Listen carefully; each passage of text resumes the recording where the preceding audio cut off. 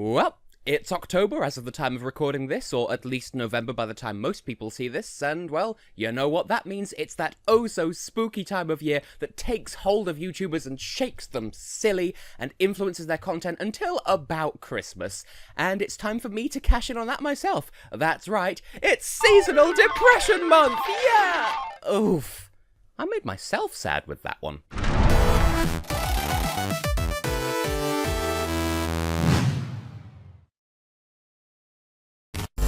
Hello everyone, I am Tessellating Hexagons, and, well, not to hyper-criticize myself or anything, but I feel like I do a few too many of these videos where the grade I award at the end is good. Like, I give too many A's, B's, and C's. Then again, it's in my nature to want to find the best in everything, and really today's no exception. Today, I'm going to be taking a look at Cursed Mountain, a game, by all rights, that I should have no investment in whatsoever, that I shouldn't enjoy at all, and that the internet should feel justified in the way it critiques it so heavily. So that just raises the question, will I finally break my streak of giving generous grades to everything, or will this be my biggest leap of faith in the history of my Patreon videos? Well, we'll just have to see, won't we? In any case, the best place to start would be with the fast facts. Cursed Mountain is a third-person action horror type thing, comparable to what little experience I have with the early Resident Evil games. It was developed by the gloriously named Sproing Interactive Media in collaboration with Deep Silver, who also went on to publish the game. It was released on the Nintendo Wii initially, though later down the line it also received some kind of Windows port, albeit with a couple of caveats. 1. It's a PC game, Windows only, that wasn't released on Steam, or any such client, I don't think. Just as a standalone disc or digital download, something like that. And 2, the PC version was released exclusively in Europe. I suppose that makes sense. Sproing is based in Austria, and Deep Silver is a German company, and the game simply wasn't popular enough to try and market it further afield than that more than once. Despite that line of logic, though, its earliest release date was the 25th of August 2009, when the Wii version came out in North America. Just over a week later, on the 4th of September, it reached its native Europe, and then, after a month of totally arbitrary delays as is typical in the console market, it found its way to Australia on the 15th of October. And for anyone who's keeping track, that random, non-Steam, Europe-only PC release didn't happen until the 5th of February the following year. So, was the game worth the wait for anyone involved?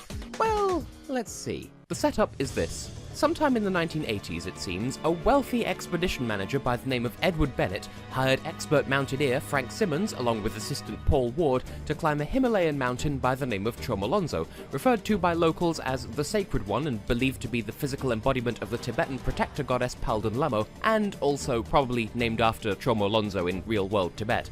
As the prologue reveals to us, though, something goes wrong and Bennett is forced to hire Frank's brother Eric to head up the mountain to rescue him, because all of the locals suddenly refuse to set foot on the mountain, even going so far as to abandon the mountain's main city of Lando. If you can believe it, the story gets further out of hand from there, but that's where we begin, as Eric arriving in Lando and making his way through the deserted city to meet up with Bennett for further instructions. We play from a third-person, not quite over-the-shoulder perspective, complete with tank controls, and the objective is to just get to point X in any given area. Just follow the obvious route forwards, solve the occasional puzzle, though said puzzle is usually combat-based, and pick up a few optional journal, diary things along the way, and that's more or less it. I suppose I would describe it as a horror game because, you know, it has a depressing, oppressive atmosphere and that constant feeling of dread that hangs over every map in the game, and the comparative realism of the combat and health elements. Oh, and the ghosts. Yeah, a large part of the game, and the game does nothing to disguise this, even in its promotional materials, is supernatural stuff. Aggressive amalgamations of ghosts and zombies make up the vast majority of combat encounters in the game, and I do mean to call them amalgamations. They're never quite one or the other. They lumber around and attack physically like zombies, but they pass through most physical objects and just otherwise manifest themselves as spectres. Either way, they, much like 99% plus of the rest of the game, are very heavily inspired from Himalayan traditions, beliefs, folklore, and so on, and by itself, I can't really criticize that. but do stick a pin in that idea. We'll come back to it later on in this video. That's a general overview in any case. Get from point A to point B without succumbing to the occasional ghost encounter, solve puzzles where necessary, and progress the story to find Frank and unravel the other mysteries of Chom Alonzo, of which there are representatives of both the paranormal and the disturbingly human kinds. So, since progressing the story is such an integral part of the game, I suppose I should start by summarizing at least most of that. During the tutorial that is the city of Lando, Eric crosses paths with a monk by the name of Todd Parr, or rather, a vision of an astral projection of a representation of a figment, something like that. Anyway, this entity teaches him how to use his third eye, which works, despite Eric's insistence that he doesn't believe in that sort of thing, and trust me, get used to that line because you'll be hearing him say that sort of thing a lot throughout the course of the game. With these newfound abilities, Eric reaches Bennett's house only for Bennett to guide him towards the village of Cherku, higher up on the mountain, to meet a yogini by the name of Jomo Menmo, who might potentially be able to help him locate Frank, or otherwise, and she just tries to kill him. Lovely. In climbing out of the ravine that Jomo Menmo dropped Eric into, Eric somehow releases some kind of bird demon spirit thing, which Eric then has to defeat in order to prove his worth to Jomo Menmo, who, even thereafter, still hates him for some reason, probably because of his brother. Regardless, she at least relents and allows him to pass, heading further still up the mountain towards the Nyendeki Book Monastery, where supposedly Todd Parr can be found in person. Eventually, after a rather taxing climb through some high fields and some searching at the monastery, we do find Todd Parr, who, over the course of a very unexpectedly long cutscene, 4 minutes and 17 seconds to be precise, explains that some time ago he found a palimpsest, that is, a scroll that had been written on and then erased and written over with something else, that described the location of an artifact known as a terma, which Eric had already heard about through Bennett. Todd Parr had handed over the scroll to our high priest to translate in full, and in the meantime he also told Bennett about it, since they were friends apparently. Of course, being the obvious greedy Westerner stereotype, Bennett organised a solo expedition to retrieve the terma immediately, himself, without waiting for the rest of the scroll to be translated. Alas, as Eric already exposited earlier in the game, something went wrong on that expedition, and Bennett lost his leg in the process. By the time Bennett had recovered from that, the translation work on the scroll was complete, and supposedly it turned out to be a prophecy regarding not only the location of the terma, but exactly who was going to retrieve it from the mountain. Still blinded by greed though, Bennett decided that it referred to Frank, and so hired him on the spot for the expedition in the game's prologue, setting the story as we know it thus far into motion. The thing is, because Chom Alonzo is a sacred mountain, there are a few local traditions regarding how to climb it appropriately, since, remember, the locals view the mountain as the earthly form of their goddess, and so they believe that approaching disrespectfully would have very dire repercussions, especially considering that Palden Lamo, even in real-world mythology, is considered a wrathful deity. Alas, because of the whole greedy, closed-minded Westerner stereotype this game likes to perpetuate, Frank was too impatient to bother with these so-called Korra rituals, and so Bennett had to convince Jomo Menmo's apprentice, one Mingma Yangzi, to do some sort of apologetic shortcut ritual kind of thing that basically amounts to saying, "Hey yo, goddess, sorry about these annoying foreigners, could you maybe let them climb you anyway? Again, sorry, it's okay if you don't want to, you can run me over with a truck if you prefer, but please," and well, they tried to go ahead with those rituals, but Todd Parr explains that something must have gone wrong with that set of rituals, but at the time, we don't know exactly what that is. But we do find out eventually, so there is that. And anyway, before I run away with that, that's more or less the flow of the story. Go through an area, find the next place of story importance, receive a hefty chunk of exposition about Frank and Bennett's greed or something along those lines, and then continue climbing the mountain. That said, for as formulaic as it sounds, and for as increasingly arduous the conditions become, it is around this point in the narrative where the story does actually start to get a bit more interesting. Granted, it's locked behind a rather awful sequence in which Eric must sneak up on the ghosts of dead monks to record their mantras, all without stepping on spikes that are invisible unless you look in first-person mode, which renders you unable to move. This is then followed by the first of two utterly awful meditation sequences, which involves aimlessly shaking the Wii Remote at a poorly telegraphed rhythm for 3 to 4 minutes at a time. My arm was rather sore after having to do that for my Let's Play of the game. It's not fun. But, that said, if you survive that, then you're rewarded with another standard story chunk in which Eric explores the Dege Gonchen Monastery, the capital monastery of the mountain, if you will, in pursuit of Master Lama Khenpo Jigme Lingpa, who, after the second meditation sequence of the game, allows Eric to enter the Bardo, a spiritual realm of torture that basically amounts to Buddhist purgatory. Again, despite having fought ghosts hand-to-hand on several occasions up to this point, and despite visiting the Bardo in person during this sequence, Eric keeps up his "sorry, but I don't believe in your mumbo-jumbo" routine throughout. And from there, well, this is meant to be a review retrospective kind of thing, and I don't want to clog it up with a boring play-by-play of everything that happens. But I've explained enough to give you the basic structure of what's going on. You do a level, you fight some ghosts, you get some story, you repeat. And honestly, the story itself isn't that bad. It's not amazing by any means, but it's not awful. Given the parameters set by the world in which it takes place, I could believe the characters involved and their motivations and their actions and whatever. It's decently written and decently acted, apart from Eric and Frank supposedly being brothers, despite one being obviously Scottish and the other being obviously Geordie, and those aren't even in the same country. It's just that, well, the characters are a little bit one note. Frank is determined and selfish. Bennett is greedy and selfish. Eric is blunt, rude, and closed-minded despite literally experiencing first-hand proof of literally everything supernatural he's dismissing.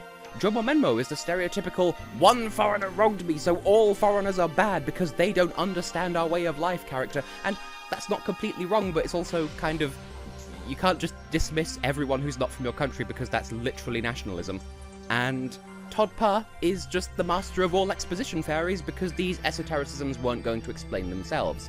And I'm not saying that the ways of Tibet are quirky and quaint and foreign, it's just someone had to explain them to us foreigners, and that just falls to Todd Parr to explain literally everything. Haha! But enough ripping into the cast. I wouldn't want this review to be as one-dimensional as they are, after all. As I've alluded to several times already, the gameplay is also a massive component of the, let's call it, cycle of play with this one. You know, it's what happens in between when the story rears its head. It's how we get from point A to point B to satisfy and continue the story. As previously stated, it's a sort of over-the-shoulder third-person perspective situation, in which Eric, our protagonist, wanders around a set map in pursuit of a specific goal. That makes it sound rather aimless, I concede, and it's not. In fact, the level design itself is largely pretty good. The areas may be linear, but they don't ever feel as if the game is on rails. You're free to explore, whilst still having a good idea of where the way forwards is. Well, that's only mostly true, I admit. There were a couple of times when I played through the game for myself where I found myself wondering where I was supposed to go next, though that's more a trapping of the visual aesthetic more than anything else. For instance, in the city of Lando, there's no distinction whatsoever between doors you can interact with and doors you can't interact with until you get close enough to see if the button prompt pops up or not. Combine that with the desaturated colours and dark shadows and you're almost bound to miss where you're supposed to be going at one point or another. Later chapters aren't quite so bad for that though. But I hear you, if the game is so linear, what's the point of even bothering to explore? Well, if you're just here for the raw game, none whatsoever. However, if you're willing to invest a little into the game emotionally, your reward is finding a series of collectible journals, written by a variety of people, local residents, monks, and even Frank himself, to give the world a bit more flavour and context. In some cases, it's even similar to the glossary in Nekojishi, giving vital pieces of insight into why certain parts of the game, or the areas, or the culture, or whatever, are the way they are, or function the way they do. But it's worth noting that that's pretty much the only benefit to exploring. True, Eric's primary and only weapon in the game is Frank's enchanted, discarded pickaxe that he just happens to run across in Lando, and yes, there are upgrades to that, but those are always part of the story, and if you don't receive them in cutscenes, you run into them on the required path without fail. Which brings me on to the other major component of the gameplay, aside from wandering around and finding puzzles, which in themselves usually relate back to this aspect, the combat. One would expect that since Eric's weapon is an ice axe, that this would be some sort of hack and slash kind of deal, where you just flail wildly at any oncoming ghosts to overcome them, but surprisingly no. That is something you can do, but it's not especially effective beyond the first chapter, and that's exactly why these weapon upgrades exist in the first place. They may take wildly different forms, granted, but each extension of the axe allows it to launch a different kind of spiritual projectile kind of thing, so more than anything else, it's kind of like a shooter. These upgrades include single shots of varying speeds, sizes, and strengths, a spread weapon that I found to be utterly useless, and a sort of whip that sort of works as a weird insta-kill if you know how to use it. and the goal in combat is to get the oncoming ghosts' health down until a red seal appears on their bodies, at which point you can either shoot or strike them again to disperse them, or press the A button to initiate a so-called compassion ritual. This slows down time and prompts you to gesture with the Wii Remote, the nunchuck, or both up to 5 times. This defeats the ghost and restores a small amount of Eric's health. Most of the time, it is worth the risk, and it's as close to a pacifist run as the game will allow. Over the course of the game, you can find power-ups that permanently increase the damage output or effectiveness or cooldown time or whatever of some of the weapons, and these are always placed in required spots along the way, if not given to you in cutscenes. But there are also 2 other kinds as well.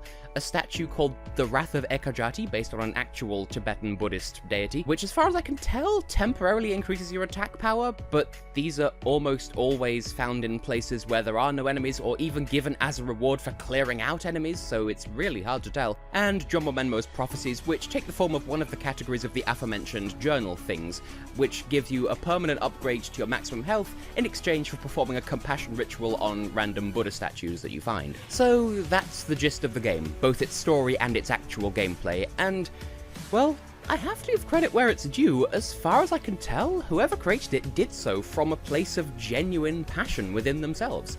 The whole game reads and plays like a love letter to Tibetan culture in the form of a psychological horror kind of experience. If the dev team had just wanted to make a horror game and nothing but, I doubt they would have set it in Tibet because of all of the cultural things they would need to research and put in. No, I believe that someone really wanted to incorporate their love of Tibetan Buddhist culture into a game, and this was their next game project, so they worked it into this. Obviously, as someone who's never been to that part of Asia, I can't comment firsthand on its accuracy, but it's evident that a lot of love and care has gone into representing the local customs, traditions, and history. Several key elements of Tibetan Buddhism are present, relevant, and explained, including the entire concept of the bardo, the story of Palden Lamo, and several rituals that form key parts of the gameplay or story.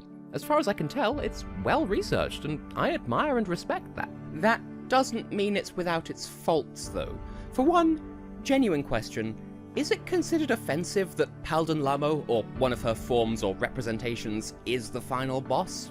Like, is that considered blasphemous or offensive, or is it acceptable because she's known in Tibetan culture as a wrathful deity? Like, is that okay? I'm sort of concerned, a little bit of white guilt over here. And for another thing, yes, the game seems well researched and decently put together. That is to say, there are no glitches that I encountered, for instance, but here's a rather large and rather piercing question. Is it fun? And my answer is, not really? It's not awful, though. I mean, I had the patience and dedication to sit down and play through the entire thing for a Let's Play of my own, and I'm glad I did for the experience of it.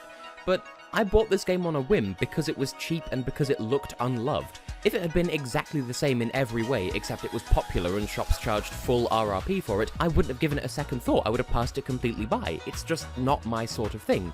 So I can't speak completely without prejudice here, just insofar as it's not my cup of tea, but I can't imagine most people having much fun with this game in whatever way. The exploration is a little sluggish, the combat can be rather hit or miss at times, and the difficulty can't make up its mind as to whether it wants to be entry-level easy, or tryingly difficult, or some gradient between the two, not to mention that you can't save the game at will. Perhaps that last point adds to the oppressive atmosphere, but it also makes it rather inconvenient to play, especially since there's no real way of knowing how long you'll have to go before you reach your next hard save. And so, this feels harsh of me to say, because I don't like being as critical as this of the things that I review, but I feel inclined to give Cursed Mountain a rank E. Unless you're massively into Tibetan Buddhist culture, or you're a horror game fan who's really, really short on something to play, then I'd say give this one a miss. That being said, I don't regret playing it myself. It's obvious that a lot of love and attention went into the design and the inspiration and whatnot, and on a personal level, it was fun to step outside of my comfort zone for a little while to experience it, but as games go, it's really rather mediocre. Some critics even consider the ending to be too pretentious, and I totally see where they're coming from. I'll leave it to you to judge for yourself, though. If you think you might like it, give it a go. I do appreciate just how much about the culture I was able to learn just through playing the game, though. So in that regard, it is a success for what it set out to try and do, but as a game that's enjoyable to play in whatever form that enjoyment may take, it's just a bit flat, really. If you like what you saw in this review, then by all means pick it up, but if it looks like you won't enjoy it, then chances are you legitimately probably won't. And hey, if you're still undecided, I did do a full Let's Play of the entire game a couple of years ago, so that might just help you figure out where your opinions lie, where I was experiencing the game for the first time, so you can see how I felt in that. And while I'm on the subject of plugging my own work, you know what's coming, I should offer a quick shout out of thanks to the supporters of mine on patreon.com/TessHex. Those lovely people helped this video and all the others like it on my channel come into being, and you can join them in supporting me for $1 per video, or more if you're feeling generous. There are, prizes and perks the more you pledge. That starts with access to these videos a whole month before they reach the general public on YouTube, ad-free by the way, as well as access to the patrons only channel on the TessHex Discord server. I'm so generous to you lovely people, but it has to be your choice to support me. No one's twisting your arm into doing it. And with that done and said and kafloofled and whatnot, all that remains is the usual outro of I have been, and will continue to be, Tessellating Hexagons, and I do hope that you can join me in whichever video of mine appeals enough for you to watch it next. See you there and then, or so I hope.